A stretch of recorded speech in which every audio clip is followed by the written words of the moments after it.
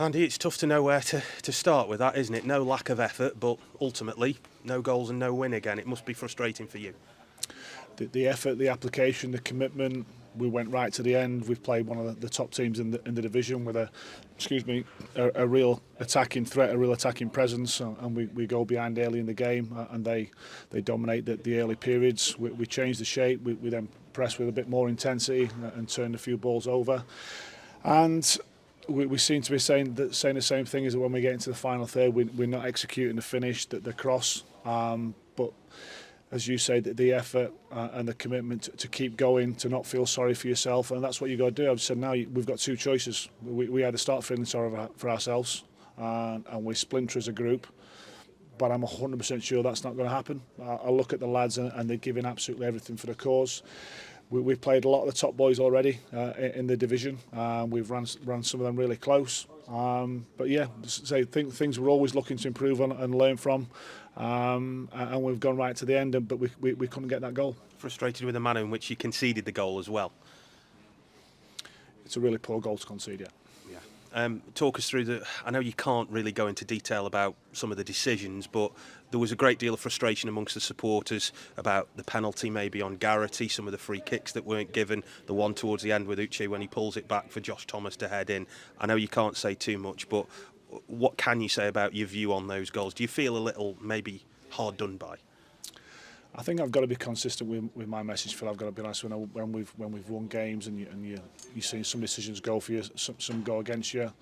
The referee was adamant that there was no touch on Ben. I haven't seen it back. I'm looking at a really honest player who then requires treatment. I said I've not seen it back, so I don't know.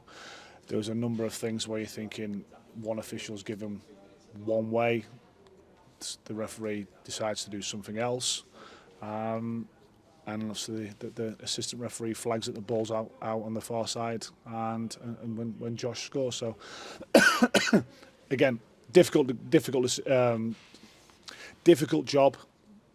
We got a letter this morning apologising from the referees board about we should have had 2 penalties on Saturday, but we didn't get them. So we've got to say crack on. What's the point in feeling sorry for ourselves? We've got to front it up. We've got to look after each other. We've got to keep looking at ways we can improve, and we've got to keep going forward.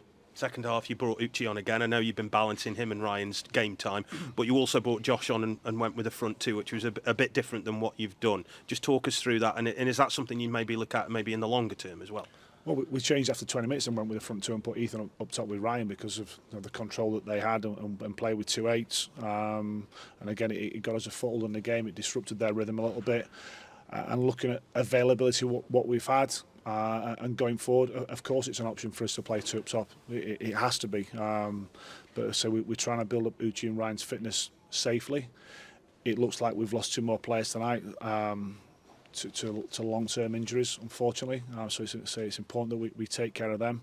And our numbers are being decimated at this moment in time. But we've got other players, and it's now an opportunity for them. Some might be younger than others, but so collectively we have to stick together. The senior players have to look after the young players, because in moments like this, and I've been in the game a long time, you suddenly feel sorry for yourself. You suddenly start going off in splinters and doing different things. You have to be a group. You have to be collective. You have to stick to the plan, and you have to come through this period. And you just hinted at it there as well. Kofi and Mitch, I take it that doesn't look good from what you've just said. Kofi a hamstring, so sprinting after a ball behind, and not quite sure yet on Mitch. I'm not going to speculate, but he's obviously in a lot of pain when he came off the pitch.